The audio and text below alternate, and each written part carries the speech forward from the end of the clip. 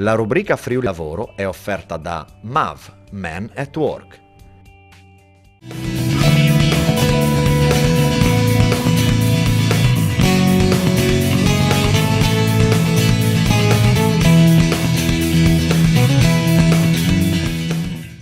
Buonasera e benvenuti a questa puntata di Friuli Lavoro. Siamo in compagnia della dottoressa Valentina Aurizio di MAV, specialista in diritto del lavoro. Buonasera Aurizio. Buonasera anche a tutti gli spettatori che ci vedono da casa.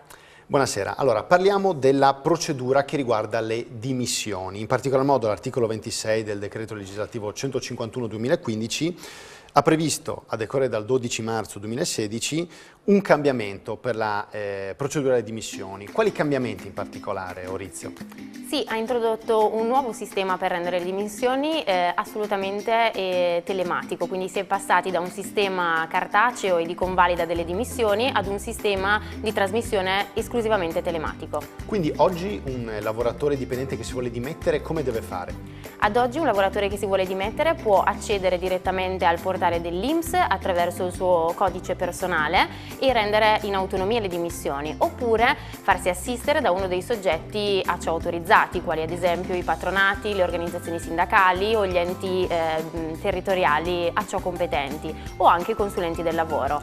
Questa procedura vale per tutti i lavoratori, tutte le categorie di lavoratori, o ci sono delle differenze? Vale per tutti i lavoratori, rimangono esclusi da questa nuova disciplina le lavoratrici in stato di gravidanza, le lavoratrici che hanno dei figli minori di 3 anni e i lavoratori con figli minori di 3 anni, che devono seguire la vecchia procedura, ovvero rendere le dimissioni cartacee e poi procedere alla convalida presso la direzione territoriale del lavoro. Che cosa deve fare invece adesso un'azienda quando un suo lavoratore o una lavoratrice si dimette? Un'azienda riceverà le dimissioni telematicamente a mezzo PEC o anche a mezzo normale qualora non ne fosse fornita e dovrà procedere alle comunicazioni agli enti competenti come in precedenza, però riceverà le comunicazioni invece che a mano dal lavoratore a mezzo PEC.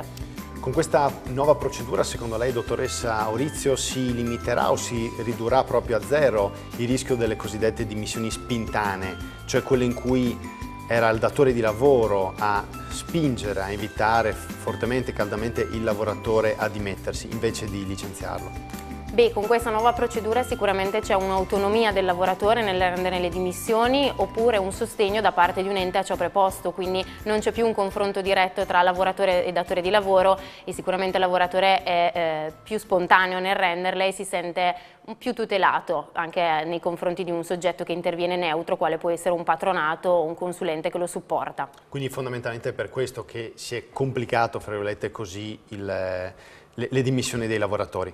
Sì, sicuramente era uno degli intenti della normativa, quello di mettere un soggetto terzo neutro al rapporto contrattuale che andasse a vigilare sulla spontaneità delle dimissioni oppure lasciare la possibilità al lavoratore di renderle in autonomia.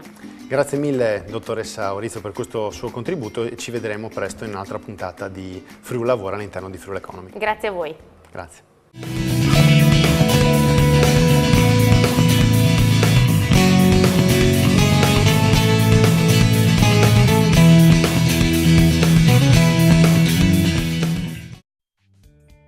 La rubrica Friuli Lavoro è stata offerta da MAV, Men at Work.